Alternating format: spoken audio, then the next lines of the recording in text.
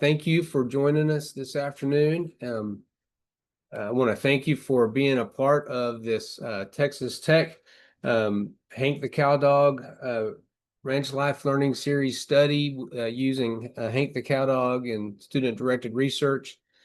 We're excited to be doing this.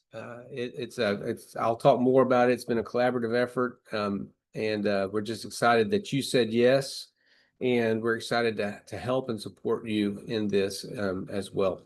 So, a couple of things. One is I'm going to start with just a real quick overview of student-directed research. Some of you may be familiar with student-directed research, you may not be, and so I wanted to do a quick overview. I'm creating a Google Classroom that will have deep dive modules, so 8 to 10 minute videos on each of the different elements of this project. But one of those will be a more in-depth overview of student-directed research. So for today, it'll be a pretty quick one. I know it's 4:02 now, and I stand between you and your evening, so I don't want to take up unnecessary time. And so I'll go through this, and then, like I say, you can do a deep dive in the modules later. So student-directed research really began back in 2012. Roscoe Collegiate ISD began experimenting, playing with project-based learning. We were using the Buck Institute materials, which are fantastic materials. It's now PBL Works. We recommend that. CEN recommends PBL Works for your project-based and problem-based learning strategies. But we were playing with this and trying to learn project-based learning, and we hired a lady. We worked with Extension and hired a 4-H program specialist who was very adept at research. And out of that became the student-directed research, where we took project-based learning and really started using the scientific method for kids to learn how to do research starting at 3rd grade. At first, it was science and social studies, science fairish, but it really became this cross-curricular science and pathways focused project where students would, create. They would do pre-work, like literature review type of work, appropriate to the grade. They would make hypotheses. They would have an investigation. They would collect their data, graph their data, make judgments about their data.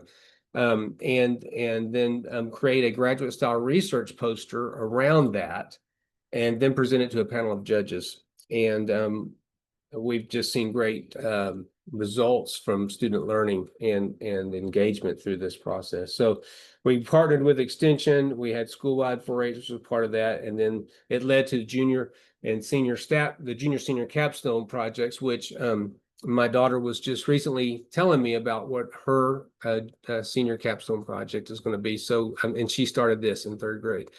So we're excited about the history of student-directed research, and we're excited to be doing this with Hank the Cowdog. So our question today is, how can we enhance instruction through this model?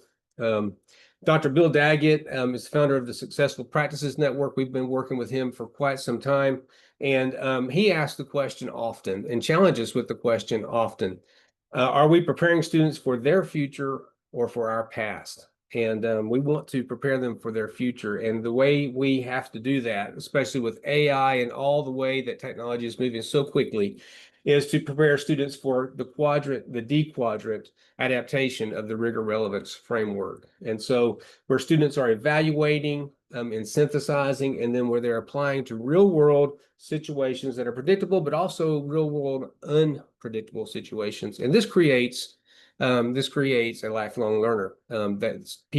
Students learn how to be curious, ask questions, gather data,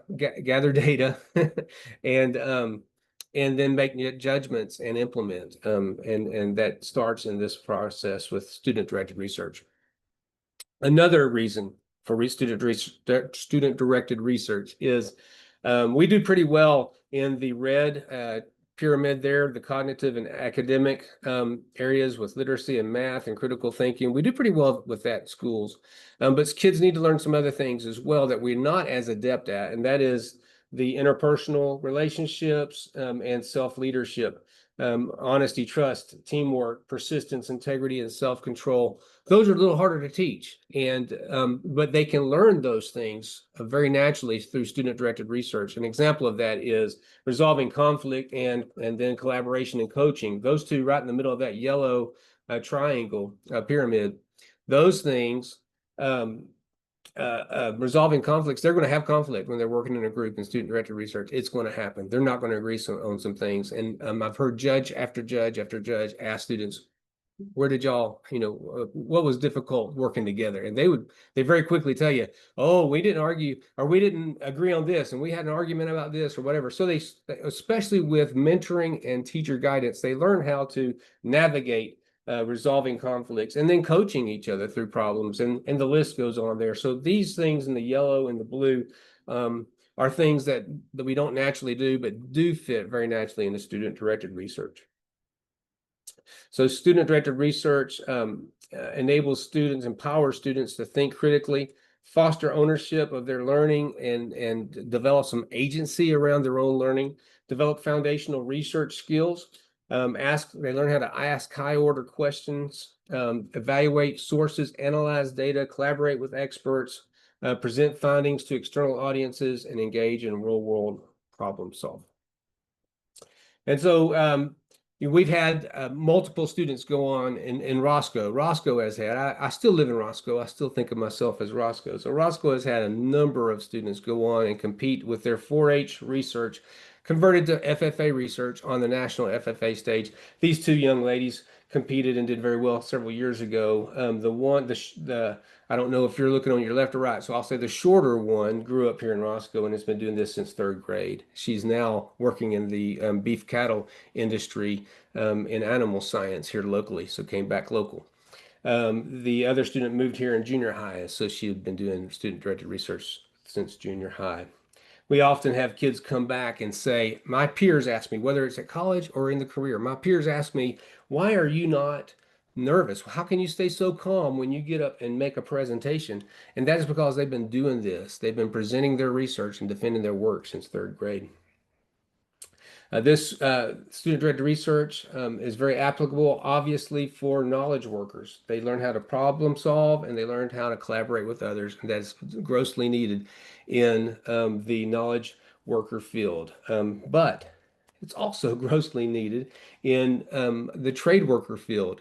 Problem solving is extremely important in the trades, and being able to collaborate as well. And so two different kinds of research. As you get into pathway, and I know we're just talking 3rd grade, but just a quick overview. As you get into the junior high and high school and it goes into pathways, this could turn into, instead of scientific process research, it could be the engineering design process for your student-directed research. And so I'd be happy, I would be happy to work with your school on those upper grades on how to flip that into more of the engineering design process for student-directed research. But that's not what we're here for today.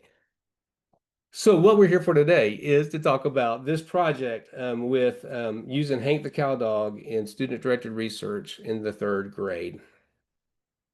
This has been a very collaborative process. I'm so proud of that collaboration. CEN received a grant from the Texas Pioneer Foundation to be able to put Hank the Cow Dog Ranch Life Learning Series books in the hands of students across the state and the schools that we work with. And so the most natural way that we thought to do that was to connect it to student-directed research, so that humanities piece, that social studies piece when it comes to ranch life, which is also very scientific, can come in and be a part of either social studies or science teaks. Now we've got it tied to science. So you're bringing and using social studies and ranch life learning along with science. Like I said, there's a lot of science in that. And so we're proud of that relationship with Texas Pioneer Foundation, the National Ranching Heritage Center, and the Cash Family Ranch Life Learning Center have been tremendous resources for us, and they can be for you through this study as well, and to your students. I recommend if you can, if you're close enough, to go and get your students to the National Ranching Heritage Center and go and visit the Ranch Life Learning Center there at the Heritage Center. I recommend you doing it. It's a fantastic place to go. You'll learn a ton. I've gone with my family and we'll go back. But I do recommend that. And then the lesson plan for this was co-developed with 4-H, Texas AgriLife Extension, and 4-H. The Plant Pals part of that, and the really the framework for the lesson plan came out of 4-H, and then CEN. We came in and applied it to student-directed research and adapted it that way. And then, of course, Texas Tech. So the Texas Pioneer Foundation said, we're going to give you a grant, but as always, we've got to be able to measure the outcomes.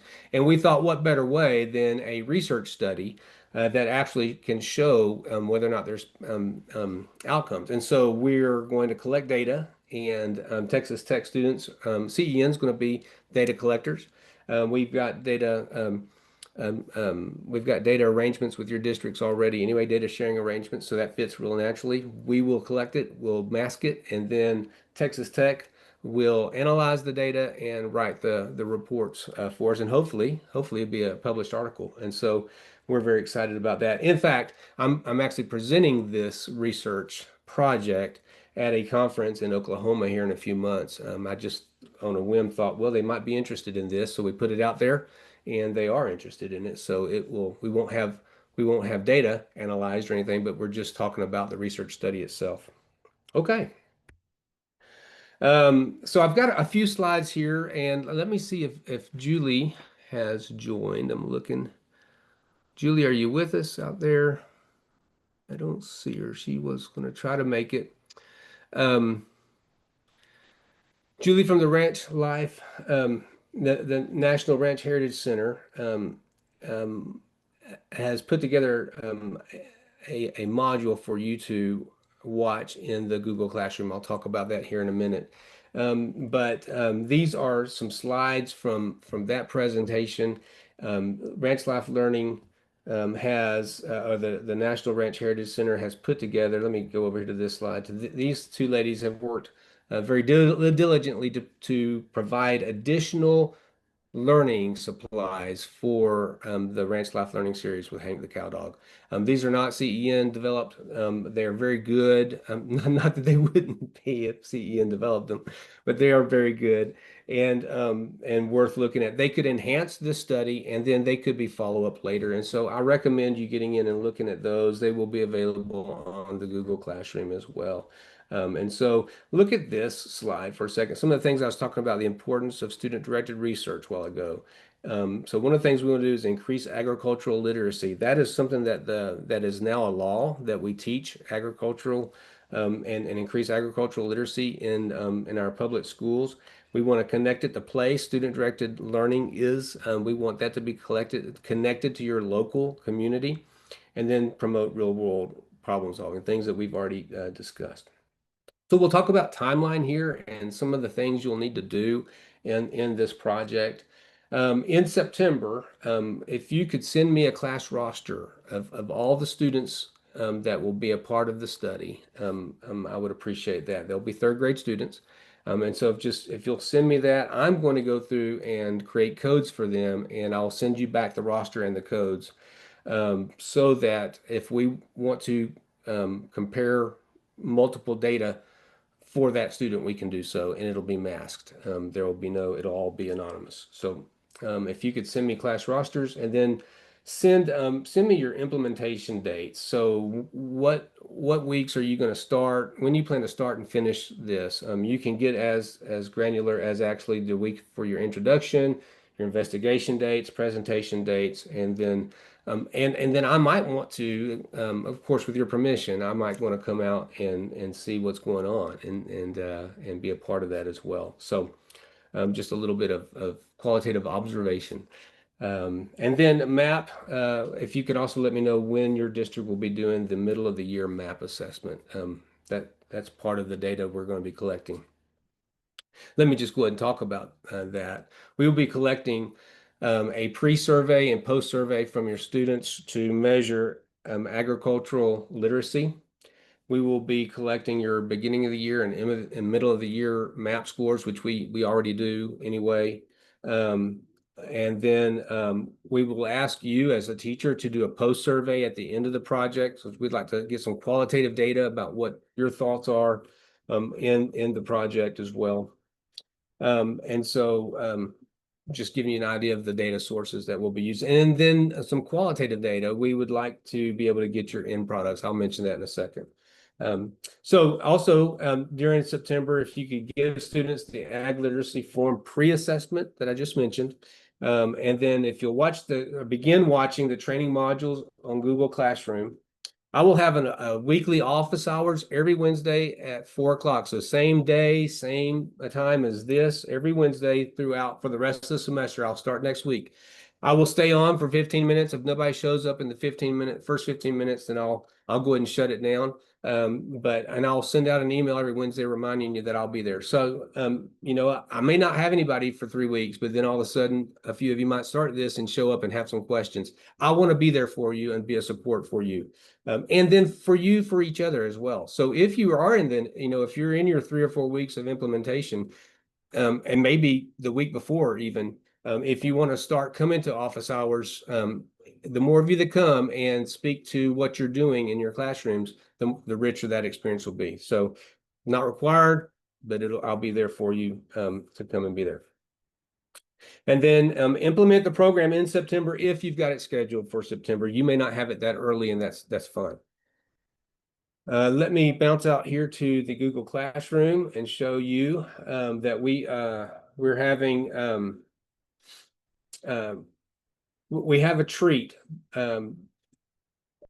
Julie has worked with John Erickson, the author of the Hank the Cowdogs books and the Ranch Life Learning Series that we're talking about.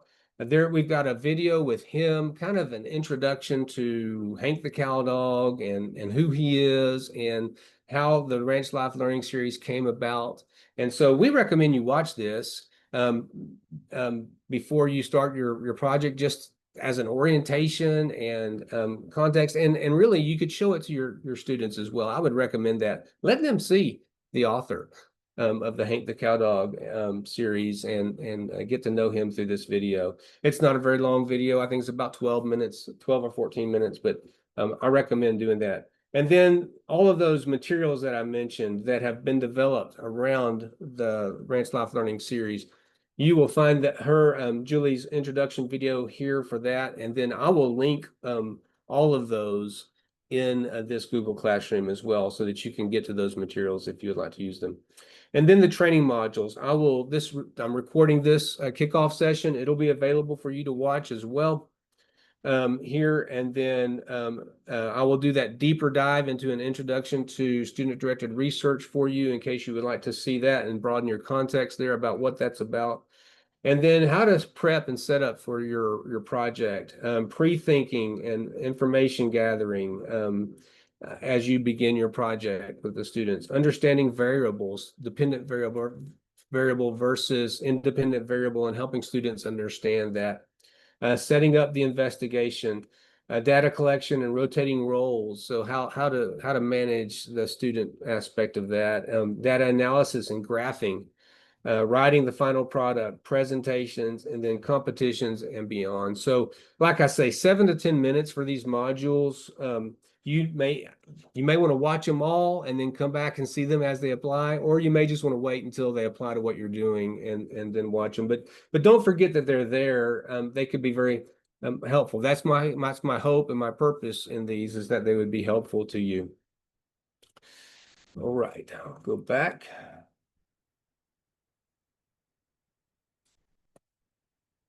All right, then in October through November, again, watching those modules on the Google Classroom as they apply, attend the weekly office hours as needed, and then implement the program if you've got that scheduled for October through November.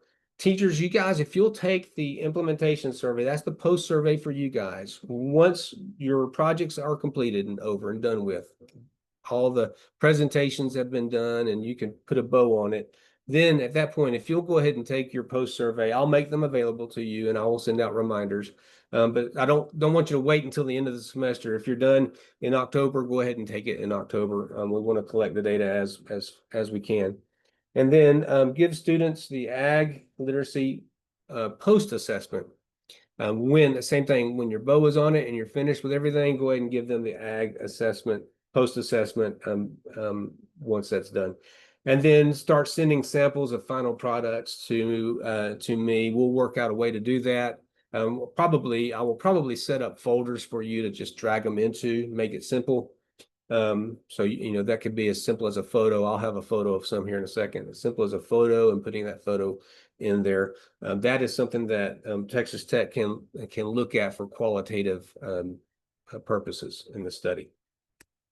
Then when we get to December, this is the last month to implement the program. You don't have a lot of weeks in December. After most schools, after Thanksgiving, you got 3 weeks. And so if there may be a reason that you need to wait this late to do it, and that's fine, I would recommend maybe starting the week before your Thanksgiving break to get some of that pre-work done, so that you're not trying to get it all in the 3 weeks. It's probably a 3 to 4 week, closer to 4 week project. And so if you're gonna need to do it in December, like I say, it's not a problem. Reach out to me and let's talk through that and see how to best implement that in December. We need all the data we need all the projects finished by the end of December so that we can have all of the data collected as close to the end of January as possible. And so that's basically leftover stuff. So everything's finished. We're still getting in some of that qualitative stuff, maybe some of that middle of the year map assessments. Some districts do that in January. So we want to leave January for the last ditch data collection and then have all the data to Texas Tech by the end of January. So that's kind of why we're putting a lid on it here to be done the first semester. Then again, give the post assessment to the students as those projects are completed, and teachers, you take your post assessment and then send the final products to me. All right, let's take a look at the lesson plan. You have access to this. It's in that email that I sent you last week talking about meeting today. And I'll send a follow-up email to this meeting and include this link in there as well. And of course, when this will be in the Google Classroom as well. I will launch the Google Classroom for you Monday. I'm actually kind of a week ahead of where I intended to be. I really intended to do this next week, this kickoff meeting, but I had folks asking and I think ready to go. And so I thought, well, let's just do it now. But then I'll launch the Google Classroom on Monday. The lesson plan will be in there. I won't read all of the first part here to you. You've got your TEKS there, and then you've got the different project phases. Phase 1 is basically you're modeling this and talking through that pre-thinking part. And so, demonstrate how to set up the investigation. This is where the students are going to learn, see you do this. And this is going to allow them an opportunity to practice data collection on your model. And then you're going to introduce students to the concept of natural resources, natural resource conservation, the role of water and plant growth during this first week. And so you want to demonstrate with 3 plant pals, get them all set up. We'll talk through that in a second. We've got a model research question here. You don't have to use this one. Your students may come up with different research questions for their projects. That's okay. How does water availability affect grass growth? Is the research question that we've modeled there. Discuss the meaning and role of hypothesis as an educated guess, and let the kids think through they let them think through what possible hypotheses they might make for this project that you're demonstrating to them. For example, here's some models. If a plant receives more water, it'll grow taller. If a plant receives no water, it will not grow. Those are examples. But let them work through and come up with some. There's some materials. We've got materials mentioned several times through this lesson plan. So create 3 plant pals. You may have different variables, and so it may look different in your classroom. This is our model. So throwing out there, create 3 of those by filling the stockings with soil, all of that you do. And then label water daily, water every 3 days, water once a week, or maybe no water. Or maybe you're going to pick different variables than that. We'll show you some different variables in a minute. Remember, this is a model that you're setting up for the kids to see how to set up their own investigation and then to practice data collection the next week as your grass begins to grow. I recommend going ahead and setting up. I would set up the model on the first day, on say a Monday, and that way it begins growing. In week two, you've got some growth there that can be observed by the students and data collected. Students, here are the things that they will observe and collect data on. Grass height, for example, the difference between that and the different variables that you're using. So, introduction to natural resources in agriculture. This is where we want that Hank the Cow Dog to be a hook for these students. So, we've given you books. There's 5 books in the series. We've given you book 1, 4, and 5 with excerpts from those books that you could use to introduce this. I would obviously pre-read, you're good teachers, pre-read these things and be thinking about the application of them. We're talking about drought, the effects of drought on grass. So grass is a staple for cows, right? For cattle. And so, and you're in this plant palace, you're growing grass. And so how does that relate to Hank the Cow Dog? How does drought play in? How do fires play into it? How does flooding play into it? What about invasive plant life like mesquite trees and cedar trees? How does all of that play into ranching? And so introduce that, use the Hank the Cow Dogs. That's the purpose to introduce this study. And then invite a guest speaker to come in. You might reach out to your local extension agent to find out who would be the best person to come in and talk about this with your students and involve them in that. And then what videos are available to watch? All of that during that first year. So first week. So I would set up the investigation and then start diving into this stuff to set them up good for the next week. So the next week, phase 2. That's when students are going to design and conduct their investigations. They'll choose their independent variables. I've got a caveat about that here in a second. You're going to want to divide their students into groups of 3 to 4 would be our recommendation. Let them work through their own hypotheses. You've modeled that the week before. Here's some models of hypotheses. Let's talk about independent variables for a second. So independent variables.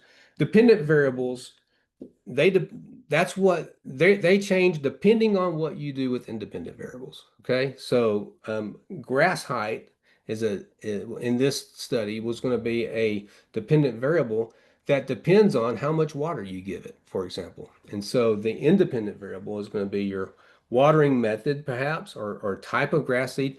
Type of grass seed, if you do that, just keep in mind you'll have to buy more than one type of grass seed. So you may not want to do that when we put it on here as an option. Watering method is going to be top or wicking. So you can put your plant pal on the top of a cup using toothpicks and pour water over, or you can put it down in the cup and put water into the cup, and then you can see which works best. So that would be you could use that as your independent variable, and if you did that, you would only need 2 plant pals. Watering frequency. So you could do daily, every 3rd day, and once per week, or no water, right? Now, that I wouldn't do no water. I would probably do once per week, but you could do that as well. And on that, you want to make sure that you are using the same amount of water every day, and then the same amount of water every 3rd day for that one, and then the same amount of water for the one that you do once a week. Or you could do amounts of water, right? So you water daily, but different amounts. So all of those are your dependent variables. You have some options here. You can let your students pick pick one independent variable to use in the study out of those 3 or 4. Or you could say, class, this is the independent variable that we're going to be measuring. And that's okay because they're 3rd graders. So, that doesn't have to be completely student directed and led at 3rd grade. So, and you're just learning this as well. So you can just pick one. You might do watering method, and all the different groups are going to do watering method. That's okay. It's up to you. And if you want to talk more about that, reach out to me. And we've got our office hours starting next week. Okay, and then these are, again, materials. If you have any questions about those materials, you've got my email address. Email me, or we can meet on the office hours and talk that through as well. I am hoping that one of the modules where it sets, the setting up of the investigation, I'm hoping that Alex, our 4-H partner in this, will be able to do a sample of that for you. If you went to the Rural Empowerment Conference this summer and attended the session, then you've done this, you've had your hands on and done this already as well. So here's the process, the methods there that the students create their own plant pals, and they so I put optional by type of grass seed. All of these are optional. Pick one to measure per group, um, or pick one for all your groups.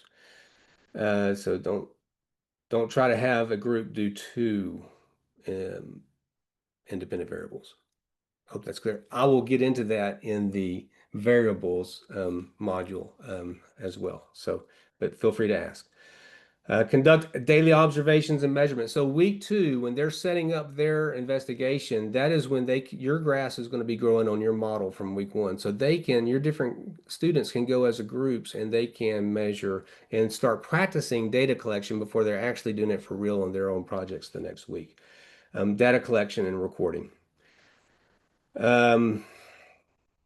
I would recommend them having some sort of a scientific notebook for this. It could be a spiral that they already have that you dedicate 3 or 4 pages to. However you want to do that. You don't have to go crazy there. They can create their charts and tables to compare. They should create charts and tables to compare the results. I would recommend that. And then they need to start analyzing. As they start getting data in week 3, for sure, their own data, they can begin analyzing that, which one's growing faster, which one's not growing at all, and start making some judgment calls about that data. Those judgment calls are the data analysis. Well, looking at the data as analysis, making judgment calls is a next step in your conclusions. But so project culmination. You want to come back together and discuss your group findings as a class, have a discussion about that, connect the observations to the importance of water conservation on ranches as described in Hank the Cow Dog. So come back to the book there at the end. Groups need to prepare a poster. Don't panic. I'll show you this in a second. They need to prepare a poster, demonstrate their findings. I'm using that format of abstract, introduction, methods, results, and discussion, conclusions, and acknowledgments. They use that as a way to present their findings as well. We recommend. I've got it down here. We recommend that your groups present their findings. This was our research study. These are our findings, and they can go through these different elements, the abstract, introduction. They can take turns saying those different parts. That's one way that it can be done, using and referring to their poster. I recommend that you get an external group of judges to come in and judge these presentations. You don't have to do it that way. You can use internal folks. I would use adults. It's important for students to begin presenting to adults. They're going to present to adults when they're adults. If they've been doing it since the 3rd grade, it's a lot less scary. And so I recommend an adult panel of some kind. And then we're back to materials. All right, boy, I'm going through this quickly. We'll have time for questions here at the end. So this is just maybe some pictures to see using the pantyhose here, stretching it out, putting the grass seed in the toe, and then adding the soil, tying it at the top. You can use rubber bands to make eyes or nose or different things like that. You can also they can decorate them with the little round eyes that, the art, I don't know what you call them, but the eyes with the little dots that move around in them. There are ways that they can, as cutesy as you want to be or don't want to be. It's up to you. And then, of course, this is a wicking method. It doesn't have to be wicking. It can be pour over. If you're going to do wicking, you need to do pour over to compare those two independent variables. But we can talk more about those. Here is an example of a graduate style research poster for 3rd grade. This poster In the beginning, when Roscoe started this, third graders actually typed onto a slide in a PowerPoint, and that slide would be blown up and printed at a large size for presentation. They've moved to something more appropriate for third graders now, where they're still typing, but it's printed, cut, and pasted onto it could be chart paper, it could be a poster board, however you want to do that.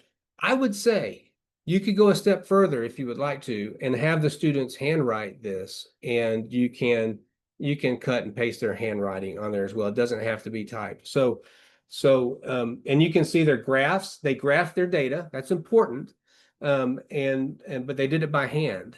As they get older in fourth, fifth, sixth, whatever grade, they will start doing that digitally and have digital graphs on posters that look more like this one here. And so my point here is that it's third graders. It can look like third grade work. That's okay. So I want you to draw some comfort there. You see pictures included in that. I recommend some pictures of their work as well, and of them working. These are some resources for fourth and fifth grade on through high school as well. Those will be linked in the Google Classroom in case you want to further learn more at the different levels. All right, I'm going to stop there. We're at 4:37, and I want to open it up for any questions. Does anybody have any questions or any comments?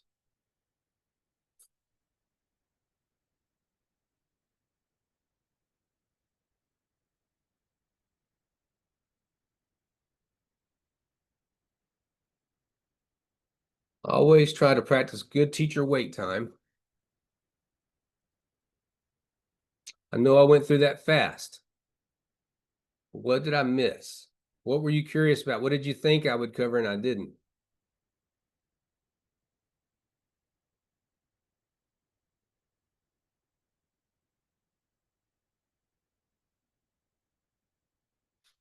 Okay. Y'all are shy. That's okay. I went through a lot in a hurry. I hope I didn't scare you off. I want you to be a part of this. I want your students to be a part of this. They will learn a lot. It's going to be a good thing. And it's going to be a very rich study that you'll be a part of. If you have questions and you don't want to ask them now, please email me. That would be fine. I will be available next week and every week at Wednesday at 4 o'clock if you want to join and ask questions at that time as well. And then I'll be sending stuff out to you. And so thanks again for being a part of this. Thanks for your time and attention today. And let's have fun with this. Y'all have a good rest.